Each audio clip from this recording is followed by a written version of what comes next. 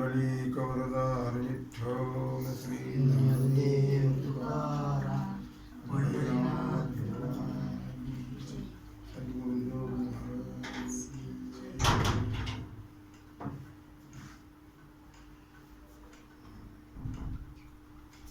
ब्रह्मानंदं परमसुखदं केवलं ज्ञानमूर्तिं द्वन्द्वातीतं गगनसदृशं तत्त्वमस्यादिलक्ष्यम् एकं नित्यं विमलमचलं सर्वदेशाक्षिभूतं भावातीतं त्रिगुणरहितं सद्गुरुं तं नमामि।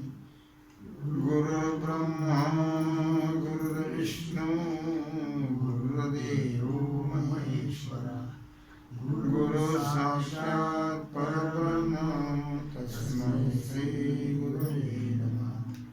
शङ्करं शङ्कराचार्यं केशवं बादरायणं सूत्रभाष्यकृतौ वन्दे भगवन्तौ पुनः पुनः। जयांचे केलिया स्मरण होय सकळ विद्यांचे अधिकरण तेची बंधू श्री चरण श्री गुरूंचे तेची नमस्कारो नियाता।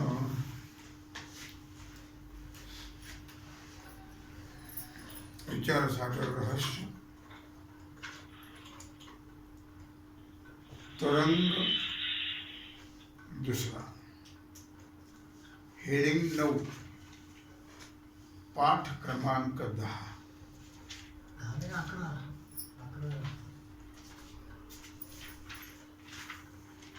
हेडिंग 9 पाठ 11 पाठ 11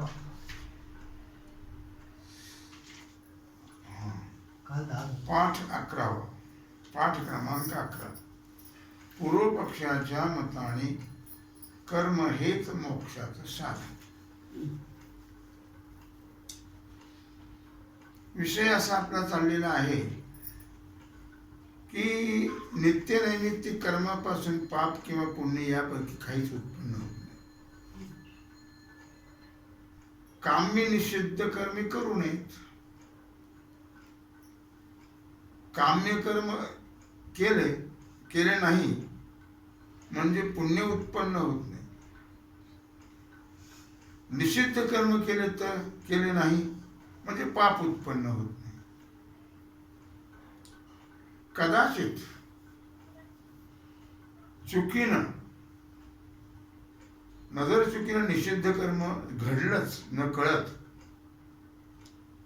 तर असाधारण प्रायश्चित्त करावं। पण प्रायश्चित्त 2 प्रकार, एक साधारण आणि एक असाधारण। आणि संचितातील अज्ञात पातकांच्या नाशाकरता साधारण प्रायश्चित्त सांगितलं। साधारण म्हणजे सर्वांकरता ईश्वर नामोच्चारण अधिक साधारण प्रायश्चित्त करा। गंगा स्नान आहे, भगवंताचं नामस्मरण आहे, त्याला साधारण प्रायश्चित्त म्हणतात। संचितातील काम्य कर्माचा फल इच्छेच्या अभावाने नाश झालाच आहे। संचितातलं जे काम्य कर्म आहे ती फलाची इच्छा संपल्यामुळे त्याचा नाश होतो काम्य कर्माचा। अशा रीतीने पाप पुण्य उत्पत्तीचा प्रतिबंध झाला म्हणजे मुमुक्षु मुक्त होईल। किंवा असंही मानावं की मुमुक्षुने फक्त नित्यनैमित्तिक कर्मच करावेत, नित्यनैमित्तिक कर्म करावेत, प्रायश्चित्त करूच नाही। कोण म्हणतो? पूर्वपक्ष। कारण वेदांत मतामध्ये ज्ञानाच्या संचित कर्माचा ब्रह्मज्ञानाने जसा नाश अंगीकारलेला आहे त्याचप्रमाणे निषिद्ध व काम्य कर्म न करता नित्यनैमित्तिक कर्म करणाऱ्या मुमुक्षूच्या संचित कर्माचा नाश होतो असं आम्ही म्हणतो. पूर्वपक्ष सांगतो. किंवा अशी कल्पना करावी की संचितातील काम्य कर्म व निषिद्ध कर्मे आणखी एक जन्म मोक्षला देतात. संचित कर्म कळते ना, संचित कशाला म्हणतात कळतं का? हा बरोबर, राईट. आणि निषिद्ध कर्म शास्त्राने करू नका म्हणून सांगितलेलं काय, हे आणखी एक जन्म मोक्षला देतात. किंवा योग मतामध्ये योगी पुरुषाला एकाच काली सर्व संचित कर्मापासून जशी अनंत शरीरे प्राप्त होऊन फलभोग होतो, तसा मुमुक्षु उत्तर जन्माच्या ठिकाणी एकाच शरीरामध्ये सर्व कर्माचा फलभोग होतो. लक्षामध्ये. अथवा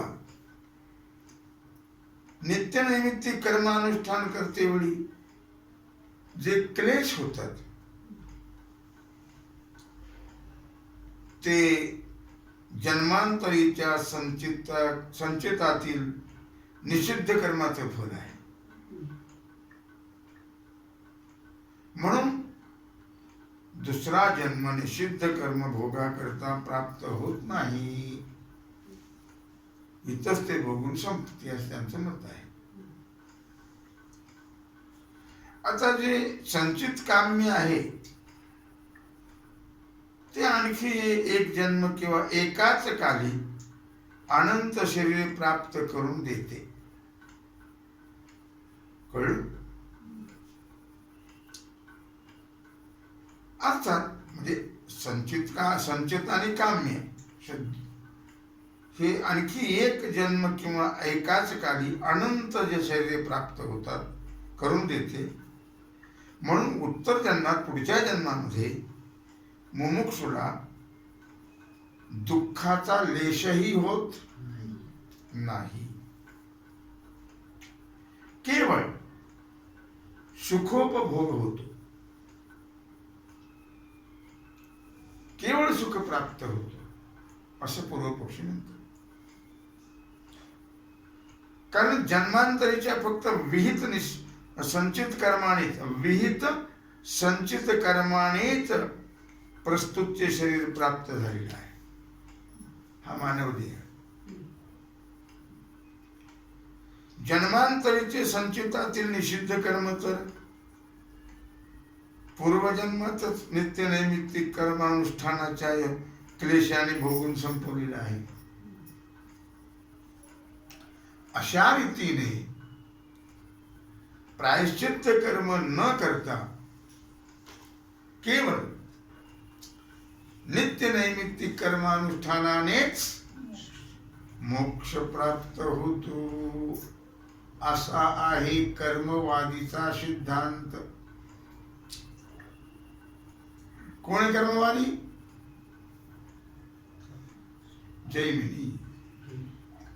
जैमिनी पूर्वमीमांसक हे कर्माने मोक्ष मानतात. आणखी एक जन्म घेऊन सर्व कर्माचा भोग झाला म्हणजे मोक्ष होतो. माहिती ना 6 शास्त्र का? न्याय, वैशेषिक, सांख्य, योग, पूर्वमीमांसा आणि उत्तरमीमांसा. 5व्या नंबरचं पूर्वमीमांसा शास्त्र आहे. ते सांगतायत पूर्वमीमांसक कर्मवादी कर्माने मोक्ष प्राप्त होतो असं त्यांचं म्हणणं आहे. आणखी एक जन्म घेऊन सर्व कर्माचा भोग झाला म्हणजे मोक्ष होतो असं त्यांचं म्हणणं आहे. या मताला एक भवीवाद म्हणतात. या मताला काय म्हणतात? एक भवीवाद. अशा रीतीने कर्माने मोक्ष होतो. म्हणून बंधाच्या निवृत्ती करता ज्ञानाचं प्रयोजन नाही. म्हणून तुमचा ग्रंथारंभ निष्फळ आहे. निष्फळ आहे असं म्हणता येईल. असं म्हणता निष्फळ आहे. बरं, ज्ञानापासून मोक्ष होतो असं मानलं तर ते त्याचे मुख्य फल आहे असं म्हणता येत नाही. जसं नीलपित्तादी रूपाचं ज्ञान नेत्रेंद्रिया वाचून दुसऱ्या कशानेच होत नाही, फक्त डोळ्यानेच होत. म्हणून रूपाचं ज्ञान हे नेत्राचं फल आहे. कळलं? तसं आता जर ज्ञाना वाचून दुसऱ्या कोणत्याही उपायाने मोक्ष झाला नसता तर ज्ञानाचं फल मोक्ष म्हणता आलं असतं. पण आता सांगितल्याप्रमाणे कर्मानेच मोक्ष होतो. म्हणून ज्ञानाचं मुख्य फल मोक्ष नाही आहे. म्हणून तुमचा ग्रंथारंभ निष्फळ आहे.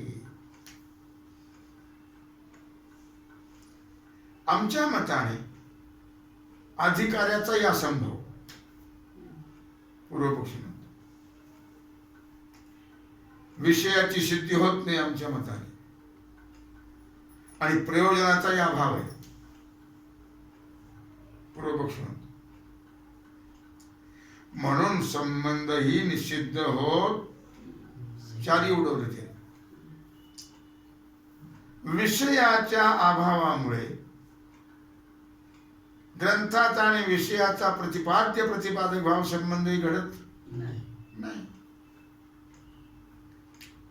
अधिकारी आणि फलाचा अभाव आहे म्हणून प्राप्य प्रापक भाव संबंधही घडत.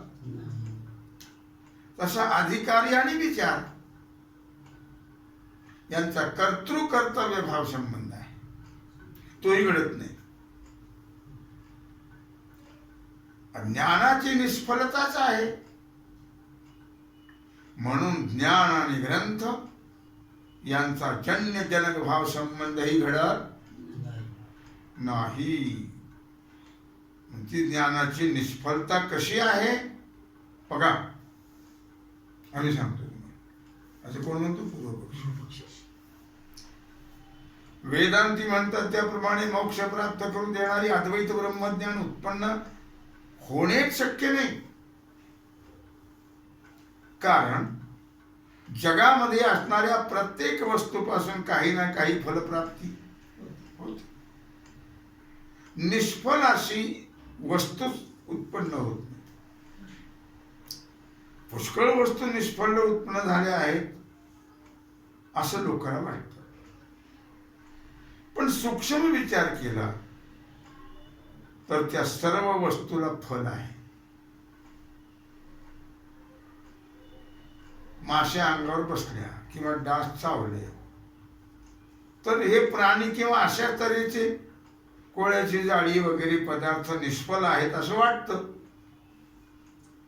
परंतु त्यांच्यापासून दुसऱ्यांना दुःख होते हेच त्याचं फल. डास चावला हे त्याचं फल. ढेकणं चावली हे त्याचं फल. फल शब्दाचा केवळ सुखच असा अर्थ आहे असं नाही. अशी एक कथा आहे. कोणी एक धनवान मनुष्य प्रवास करत असताना डोंगराळ प्रदेशामध्ये त्याच्या पाठीला एक चोर लागला. चोराचं भय चुकवण्याकरता तो धनवान मनुष्य डोंगराच्या गुहेत शिरला. तो चोर गुहेजवळ येतो एवढ्यात गुहेच्या तोंडाशी एका कोळ्याने जाळ केलं. कळलं? कोळी केलं त्या कोपऱ्यात जाळ केलं. चोर तिथं आल्यानंतर ते गुहेत तो धनिक गेला असं त्याला पहिलं वाटलं. नंतर असंही वाटलं की जर या गुहेमध्ये तो शिरला असता तर हे जाळं मोडलं असत. मग असला आपल्याची तो पुटपुटला चोर पुढे निघून गेला. हे त्याचं पुटपुटणं धनिकाने ऐकलं. वा वा वा, कोळ्याच्या जाळ्याने आज मला जीवदान दिलं असं त्याला वाटलं. मग सफल आहे का निष्फळ आहे? सफल. तात्पर्य प्रत्येक वस्तूपासून काही ना काही सुखच असो किंवा दुःख असो हे त्याचं फलच आहे. निष्फल अशी एकही वस्तू उत्पन्न होत नाही. तुमचे ब्रह्मज्ञान दुःख तर देत नाहीच, हे तुम्हाला कबूल आहेच. बर, बंध निवृत्ती करून सुख देते म्हणावं तर बंध सत्य असल्यामुळे दुःखाची निवृत्ती आणि परमानंद प्राप्ती होणे हेही त्याचं फल नाही. कोणत्याही प्रकाराने ब्रह्मज्ञानाचं फल सिद्ध होत आणि सर्व वस्तू जन्य म्हणजे उत्पन्न होते, सर्व वस्तू उत्पन्न होतात असा नियम आहे. म्हणजे सफल वस्तू ज्या आहेत त्या सगळ्या उत्पन्न होतात. कळलं का नाही? असा नियम आहे. ज्ञान सफल नाही म्हणून त्याची उत्पत्ती संभवत नाही. अर्थात ज्ञानाचा आणि ग्रंथाचा जन्यजनक भाव संबंध घडत. जन्य म्हणजे उत्पन्न होणारे, जनक म्हणजे उत्पन्न करणारा. जसं वडील जनक आहे आणि मुलगा जन्य आहे. म्हणून प्रयोजनाच्या व संबंधाच्या अभावामुळे ग्रंथाचा आरंभ घडत नाही असं पूर्व पक्षाने आपलं मत ठोकून मांडलं. आता सिद्धांत मताने कार्य अध्यासाचा संभव. पूर्व पक्षाचं म्हणणं धावहिडिंग आहे. सिद्धांत मताने कार्य अध्यासाचा संभव, त्यांनी असंभव म्हटलं होतं. पूर्व पक्षीचं म्हणणं अध्यासाची सामुग्री नाही म्हणून बंध अध्यस्त नाही. अध्यस्त म्हणजे कल्पित. कल्पित म्हणजे मिथ्या. टिपून ठेवायचं तिथं. अध्यस्त म्हणजे कल्पित, कल्पित म्हणजे मिथ्या. त्या सत्यबंधाची ज्ञानाने निवृत्ती होणार नाही. वेद बोधित कर्माचरणाने बंधाची निवृत्ती होईल. ते कर्म कोणतं व कसं आचरण करावं याचाही विस्तारपूर्वक विचार सांगितलेला आहे. तूर्त बंध अध्यस्त आहे की नाही एवढाच मुख्य वादाचा प्रश्न आहे. अहंकारादी जगत हा बंध आहे आणि ते बंध अध्यस्त आहे का नाही एवढा वादाचा प्रश्न आहे. लक्षामध्ये पूर्व पक्षाच्या मताने सत्य वस्तू ज्ञानजन्य संस्कार आहेत. संस्कार आणि प्रमाता प्रमाण प्रमेय यांच्या ठिकाणी असणारे दोष ही आहे कार्य अध्यासाची सामुग्री. कळलं? आणि ती बंधाच्या अध्यासाविषयी सिद्ध होत आहे. सिद्ध होत नसल्यामुळे बंध अध्यस्त नाही. म्हणजे बंध कल्पित नाही, सत्य आहे असं कोण म्हणतं? पूर्व पक्ष. सिद्धांत मतात याचं पहिलं उत्तर असं आहे की ही वर वर्णन केलेली कार्य अध्यासिक सामग्रीच नाही. सत्य वस्तू ज्ञानजन्य संस्कार, प्रमाता प्रमाण प्रमेय दोष ही सामग्रीच नाही. इथून ते लगेच खंडन केलं सिद्धांताने. कारणाच्या समुदायाला सामग्री म्हणतात. कंस करून ठेवा. अध्यासाला मुळीच सामग्री लागत नाही काय असं आमचं म्हणणं नाही. पण सत्य वस्तू ज्ञानजन्य संस्कार व प्रमातादी दोषत्रय तिन्ही दोष ही मात्र सामग्री त्याची नाही.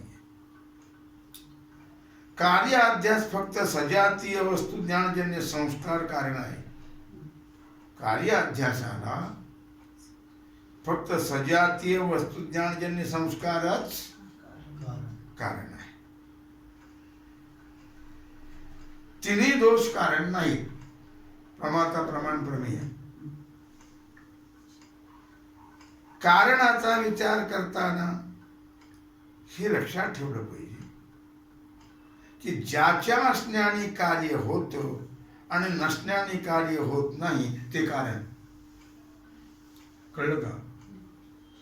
ज्याच्या असण्याने कार्य होतं आणि नसण्याने कार्य होत नाही, नसेल तर कार्य होत नाही, तेच कार्य. जसा सत्य सर्पाच्या ज्ञान संस्काराने रज्जूवर सर्पाचा अध्यास होतो की नाही?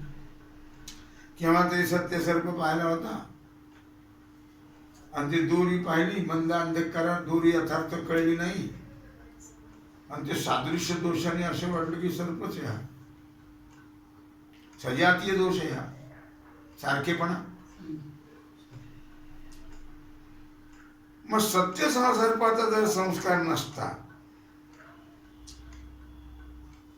काय वादीचा केलेला मिथ्या सर्प किंवा चित्रात काढलेला मिथ्या सर्प पाहून हा सर्प आहे असं लोकांकडून ज्ञान झालं तरी त्या मिथ्या ज्ञान संस्कारानेही रज्जूवर सर्पाचा अध्यास होतो.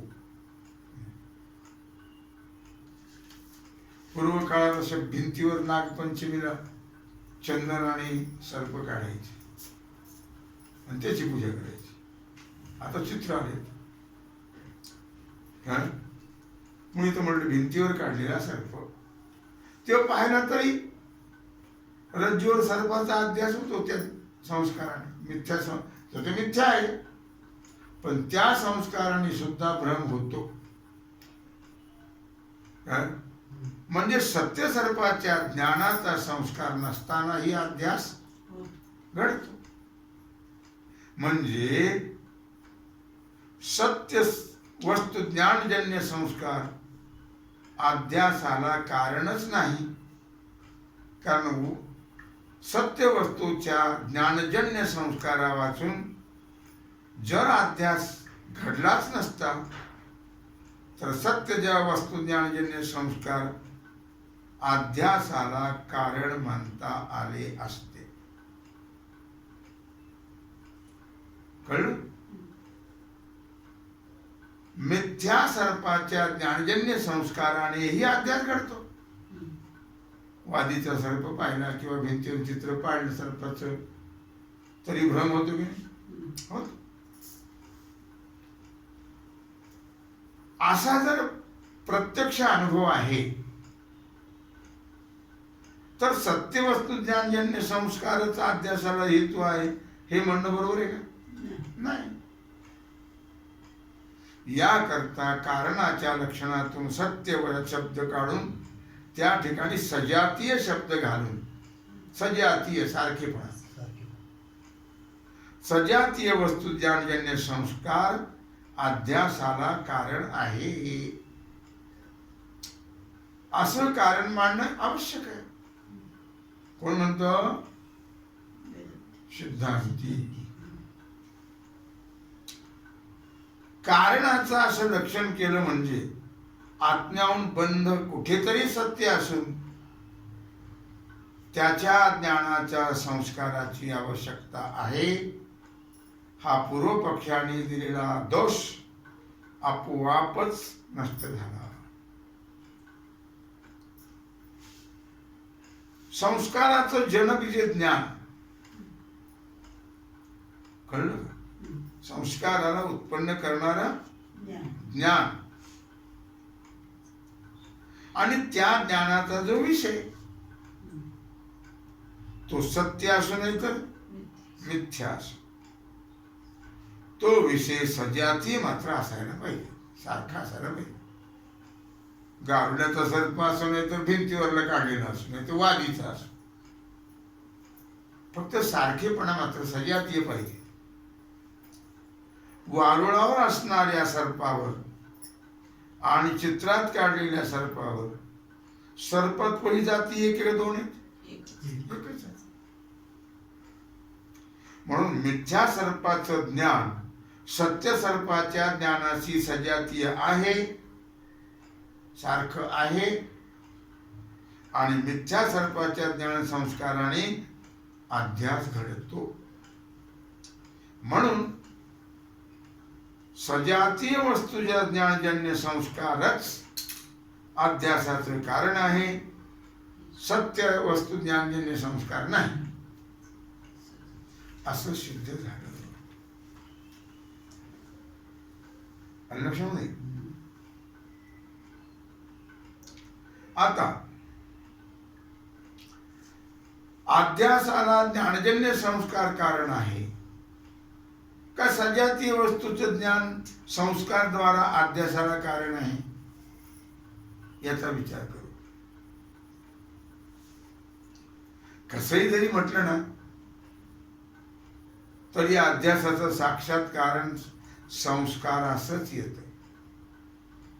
संस्कारामुळेच अध्यास घडतो, म्हणजे भ्रम होतो.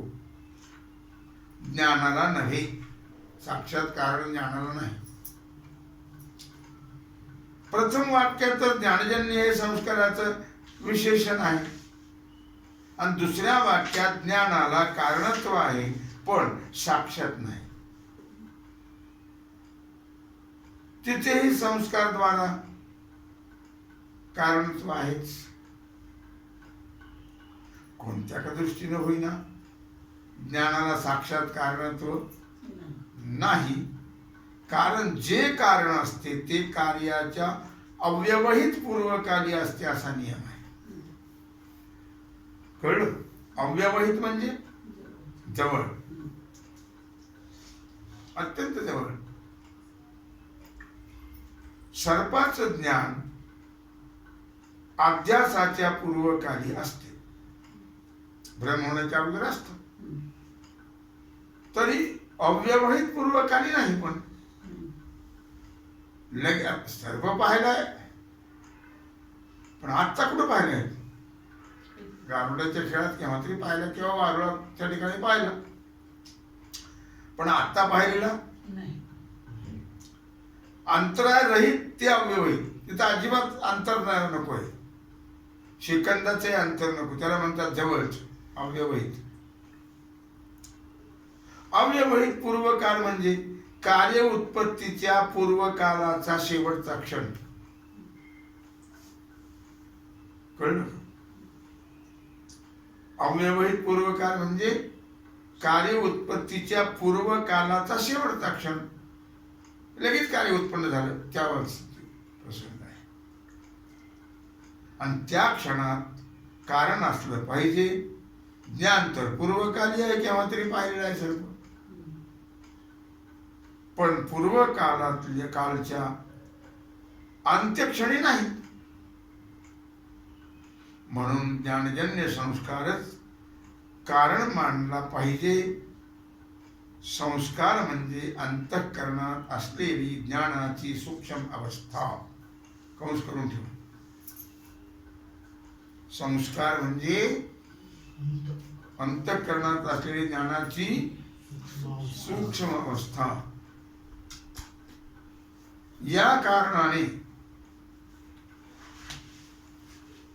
लक्षणावर अशी शंका येते.